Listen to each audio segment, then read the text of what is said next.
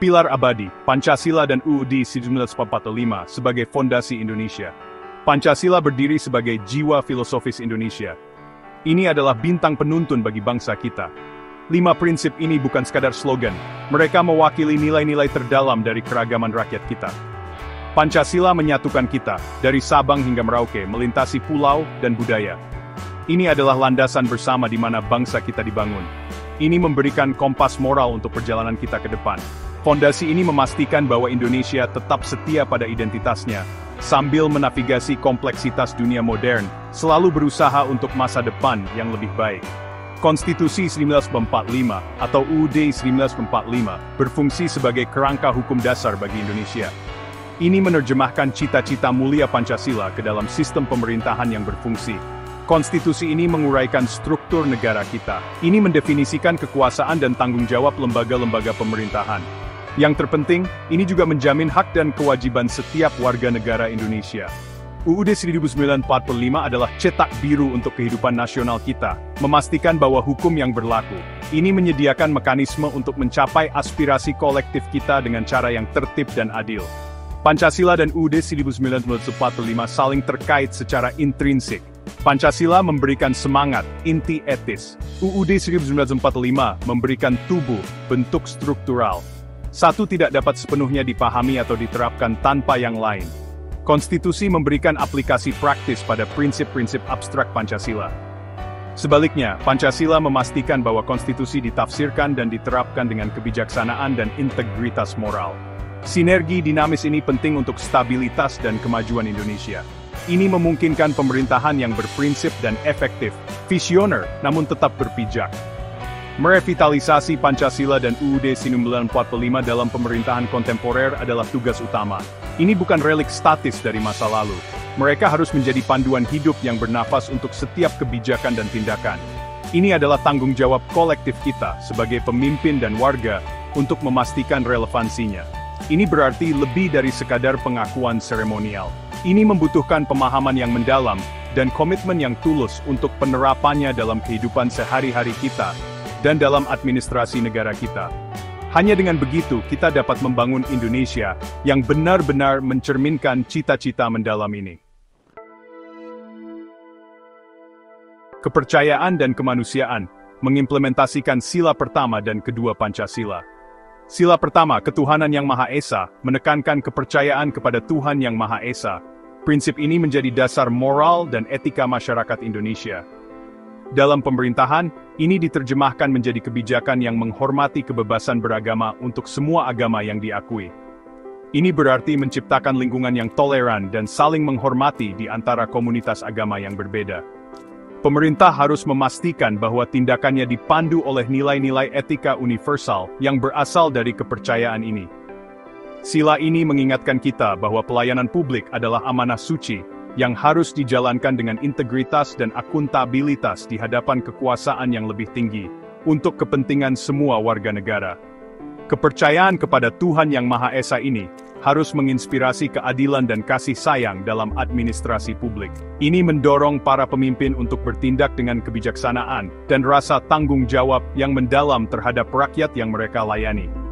Kebijakan harus mencerminkan kepedulian terhadap yang rentan dan mempromosikan kebaikan bersama.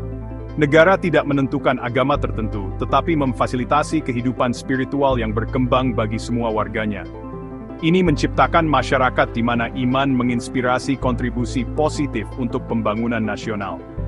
Peran pemerintah adalah melindungi keragaman keyakinan ini, memastikan harmoni dan mencegah segala bentuk diskriminasi atau pemaksaan agama. Sila kedua, kemanusiaan yang adil dan beradab, menyerukan kemanusiaan yang adil dan beradab. Prinsip ini menuntut agar pemerintahan menjunjung tinggi martabat manusia dan hak asasi manusia yang mendasar. Setiap kebijakan dan undang-undang harus diuji dengan standar ini. Apakah hak asasi manusia dilindungi? Apakah setiap individu diperlakukan dengan adil dan hormat? Tindakan pemerintah harus mencerminkan kesopanan dan kasih sayang. Ini berarti memastikan akses keadilan, mencegah penyalahgunaan kekuasaan, dan mempromosikan budaya saling menghormati di antara semua anggota masyarakat, tanpa memandang latar belakang atau status mereka.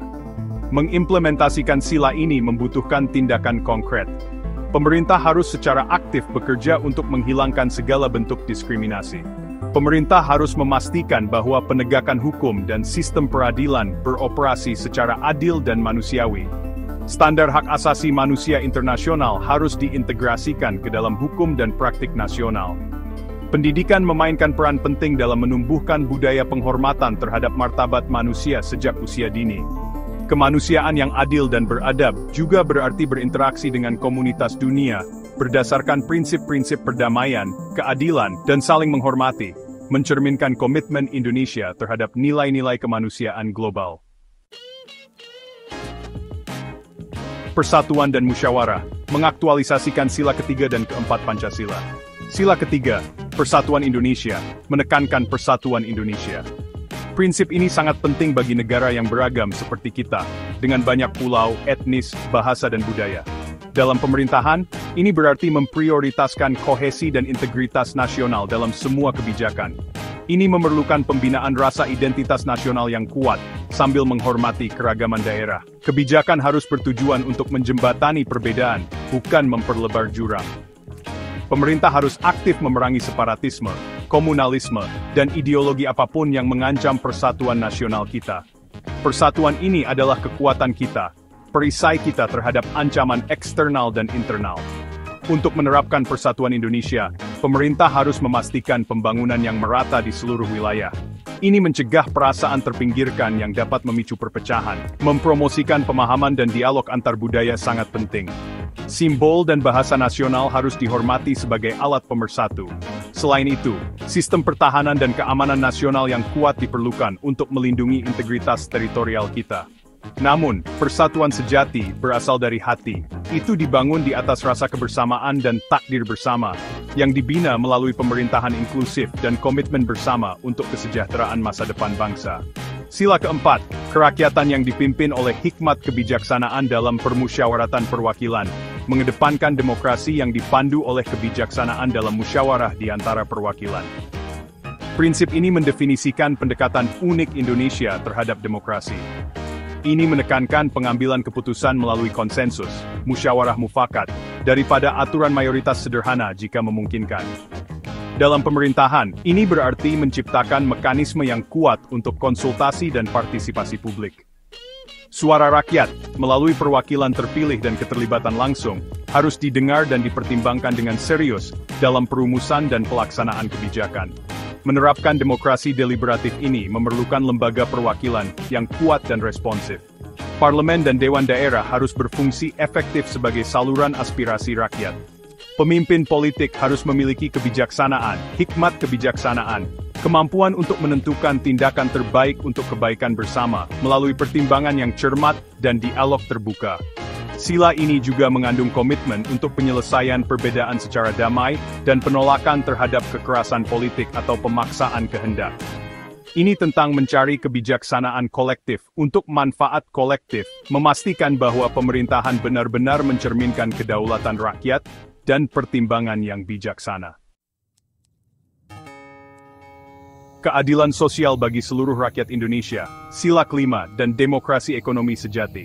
Sila kelima, keadilan sosial bagi seluruh rakyat Indonesia, mengamanatkan keadilan sosial bagi seluruh rakyat Indonesia.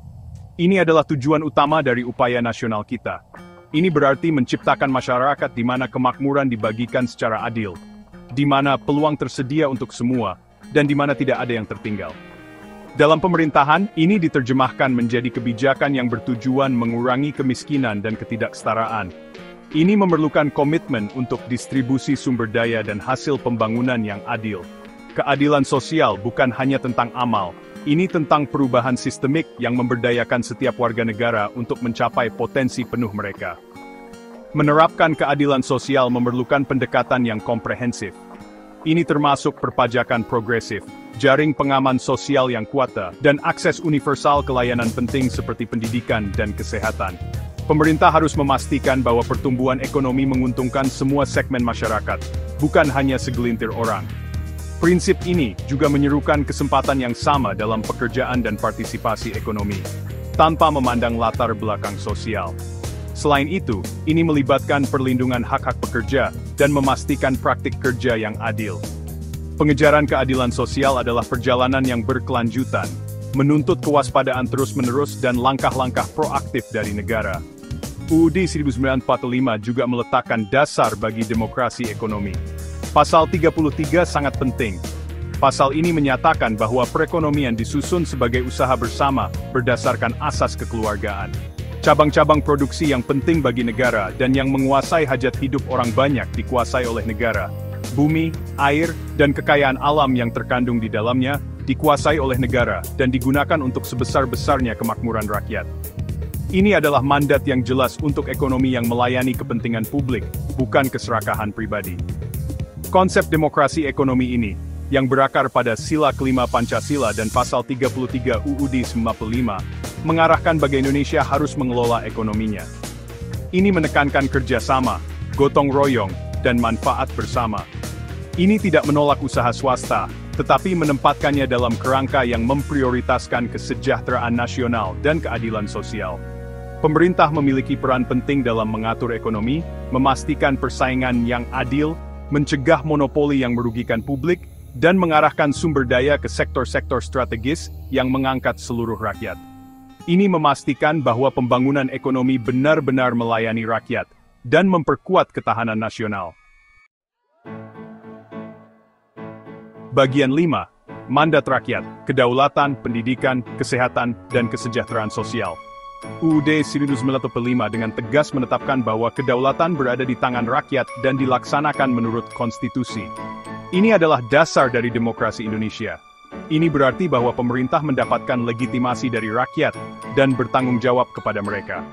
Pemilihan umum yang teratur, bebas dan adil adalah mekanisme penting untuk melaksanakan kedaulatan ini. Namun, kedaulatan rakyat melampaui pemilihan umum.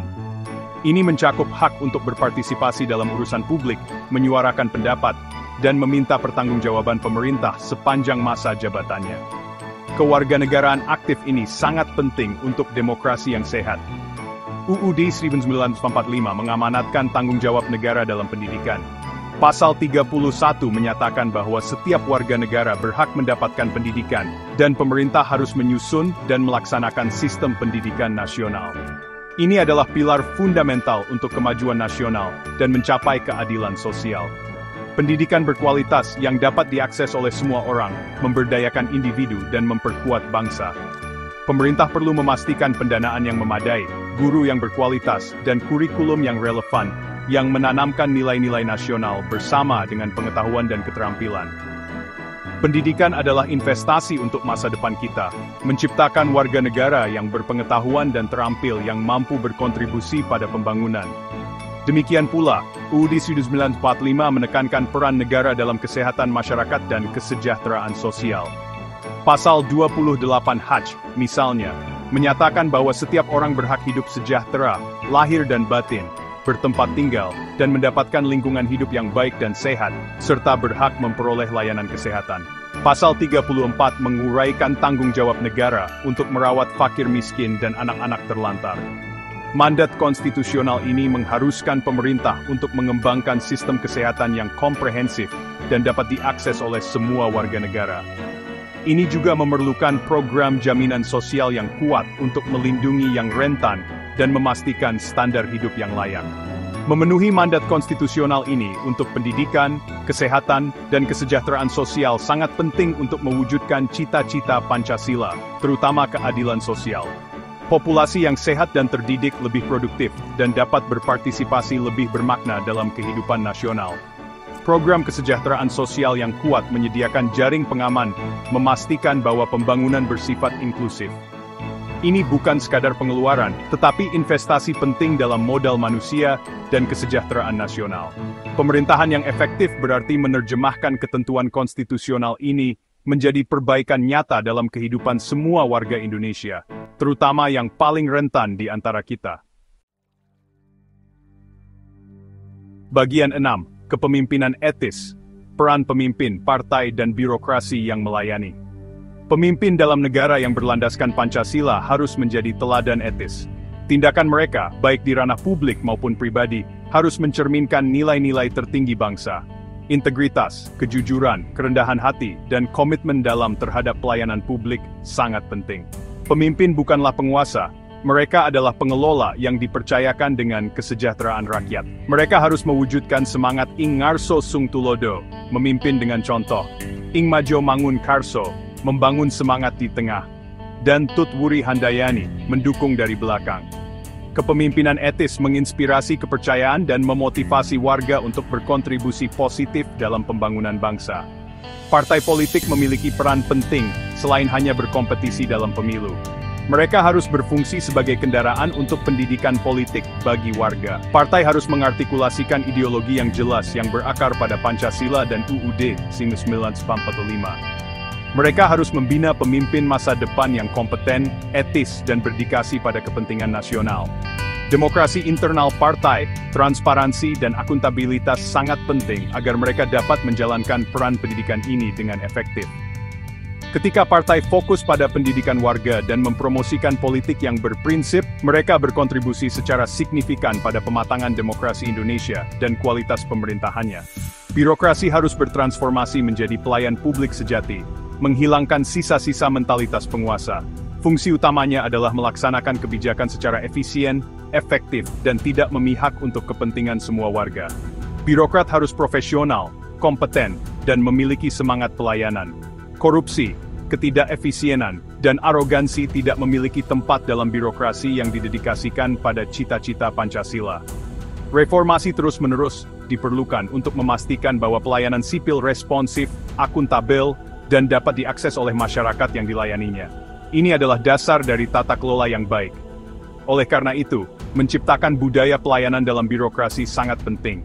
Ini melibatkan standar kinerja yang jelas, promosi berbasis prestasi, pelatihan yang memadai dalam etika dan nilai-nilai pelayanan publik, serta mekanisme pengawasan yang kuat. Warga harus merasakan birokrasi sebagai bantuan, hormat, dan berorientasi pada solusi. Ketika mesin negara beroperasi dengan integritas dan fokus pada pelayanan publik, itu memperkuat ikatan antara pemerintah dan rakyat. Ini mendorong kepercayaan dan mendorong partisipasi warga yang lebih besar dalam upaya pembangunan nasional, menjadikan tata kelola sebagai usaha yang benar-benar kolaboratif.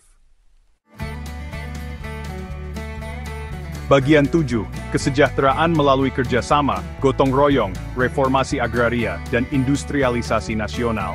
Semangat gotong royong atau kerjasama adalah nilai inti Indonesia yang tertanam dalam Pancasila. Dalam bidang ekonomi, ini diterjemahkan menjadi ekonomi yang menekankan kolaborasi dan kesejahteraan bersama. Koperasi, sebagaimana diamanatkan oleh UUD 1945, adalah bentuk kelembagaan utama untuk mewujudkan gotong royong. Mereka memberdayakan produsen dan konsumen kecil, mempromosikan distribusi manfaat ekonomi yang adil, dan menumbuhkan rasa kepemilikan dan tanggung jawab kolektif.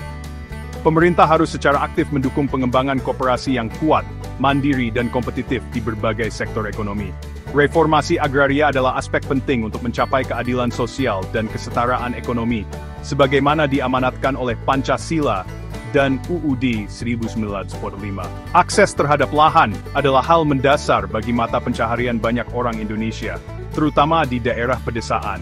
Distribusi lahan yang adil dan merata, keamanan hak milik bagi petani kecil, dan dukungan untuk praktik pertanian berkelanjutan sangat penting. Reformasi agraria bukan hanya tentang redistribusi lahan, ini tentang memberdayakan komunitas pertanian, meningkatkan ketahanan pangan, dan mengurangi kemiskinan pedesaan. Ini memerlukan kemauan politik yang kuat, dan pelaksanaan yang efektif, untuk mengatasi kepentingan yang mengakar, dan memastikan keadilan bagi petani tanpa tanah. Industrialisasi nasional sangat penting bagi Indonesia untuk menjadi negara yang kuat, mandiri, dan makmur. Namun, industrialisasi ini harus dipandu oleh prinsip-prinsip Pancasila. Ini harus bertujuan untuk menciptakan lapangan kerja, menambah nilai pada sumber daya nasional, mengurangi ketergantungan pada impor, dan memperkuat kemampuan teknologi nasional. Negara memiliki peran strategis dalam membimbing pengembangan industri, dengan fokus pada industri yang melayani kebutuhan nasional dan meningkatkan kesejahteraan rakyat. Ini termasuk mempromosikan pengolahan hilir bahan mentah, dan mengembangkan industri strategis yang mendukung kedaulatan nasional dan kemandirian ekonomi. Oleh karena itu, model ekonomi yang didasarkan pada gotong royong, didukung oleh reformasi agraria yang bermakna, dan industrialisasi nasional yang strategis, dapat mengarah pada kesejahteraan yang berkelanjutan dan adil.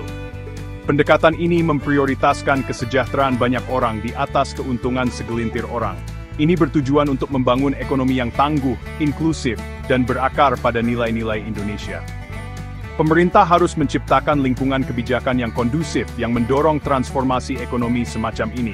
Matt memastikan bahwa pembangunan ekonomi menguntungkan semua warga negara dan memperkuat persatuan dan kedaulatan nasional dalam jangka panjang. Bagian 8. Demokrasi yang bersemangat, suara yang bertanggung jawab, pemerintahan partisipatif dan kebebasan pers. Demokrasi Indonesia, yang dipandu oleh Pancasila, harus memiliki karakter nasional yang khas. Ini bukan hanya tentang prosedur, tetapi tentang substansi, mencapai kesejahteraan rakyat melalui musyawarah dan partisipasi. Demokrasi yang berkepribadian berarti berakar pada nilai-nilai budaya kita, tentang konsultasi, konsensus, dan gotong royong. Ini mendorong keterlibatan aktif warga di semua tingkat pemerintahan, dari dewan desa hingga pembuatan kebijakan nasional. Pendekatan partisipatif ini memastikan bahwa kebijakan relevan diterima secara luas dan dilaksanakan secara efektif untuk kebaikan bersama. Demokrasi partisipatif yang sejati membutuhkan penciptaan saluran yang dapat diakses untuk keterlibatan warga. Ini termasuk rapat dengar pendapat publik, forum warga, HEYA, dan penggunaan teknologi untuk memfasilitasi dialog antara pemerintah dan rakyat. Pemerintah harus responsif terhadap masukan publik dan transparan dalam proses pengambilan keputusannya. Memberdayakan komunitas lokal untuk mengelola urusan mereka sendiri, dalam kerangka persatuan nasional, juga merupakan kunci. Ketika warga merasa bahwa suara mereka didengar, dan bahwa mereka dapat mempengaruhi keputusan publik, rasa kepemilikan dan komitmen mereka terhadap bangsa menjadi lebih kuat. Pers yang bebas dan bertanggung jawab adalah pilar yang tak tergantikan dari demokrasi yang bersemangat. Media memainkan peran penting dalam menginformasikan publik, memfasilitasi debat tentang isu-isu penting, dan memegang kekuasaan bertanggung jawab. Kebebasan pers memungkinkan pengungkapan kesalahan dan memastikan transparansi dalam pemerintahan. Namun, kebebasan ini datang dengan tanggung jawab besar. Media harus mematuhi etika jurnalistik, memberikan informasi yang akurat dan seimbang, serta menghindari penyebaran informasi yang salah atau ujaran kebencian yang dapat merusak harmoni sosial atau persatuan nasional. Oleh karena itu, negara harus melindungi kebebasan pers, sementara media itu sendiri mematuhi kewajiban profesional dan etisnya. Warga yang terdidik dan kritis, yang mampu membedakan informasi yang kredibel, juga sangat penting. Pers yang bertanggung jawab berkontribusi pada diskusi publik yang konstruktif dan membantu warga membuat pilihan yang terinformasi. Pers bertindak sebagai pengawas, memastikan bahwa pemerintahan tetap sejalan dengan Pancasila dan UUD 1945. Hubungan simbiosis antara pers yang bebas dan bertanggung jawab, serta warga yang terlibat, memperkuat demokrasi dan mempromosikan pemerintahan yang baik bagi seluruh rakyat Indonesia. Bagian 9, Jalan Menuju Indonesia Emas 2045, menegakkan hukum, menjamin keadilan, dan kemajuan yang merata. Supremasi hukum adalah dasar dari negara yang diatur oleh Pancasila dan UUD 1945. Ini berarti bahwa setiap orang, tanpa kecuali, setara di hadapan hukum dan tunduk pada proses hukum yang sama. Hukum harus adil, merata, dan ditegakkan secara konsisten. Peradilan yang independen, tidak memihak, dan kompeten sangat penting untuk menegakkan supremasi hukum. Pengadilan harus bebas dari campur tangan politik dan korupsi, memastikan bahwa keadilan ditegakkan tanpa rasa takut atau pilih kasih. Ini membangun kepercayaan publik terhadap sistem hukum, dan menyediakan fondasi yang stabil untuk pembangunan sosial dan ekonomi. Mencapai keadilan sosial, seperti yang diamanatkan oleh Sila kelima, membutuhkan lebih dari sekadar kebijakan ekonomi. Ini menuntut distribusi kekayaan dan peluang yang adil. Ini melibatkan sistem perpajakan progresif, di mana mereka yang berpenghasilan lebih banyak, memberikan kontribusi yang lebih besar secara proporsional.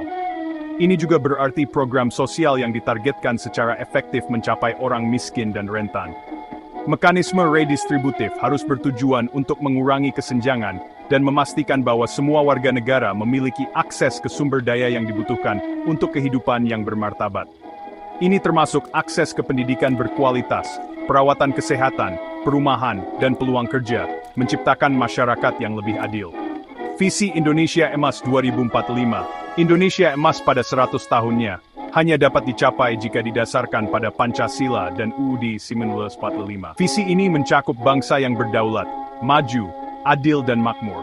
Ini membutuhkan kepatuhan yang konsisten terhadap prinsip-prinsip dasar kita dalam setiap aspek pemerintahan dan kehidupan nasional.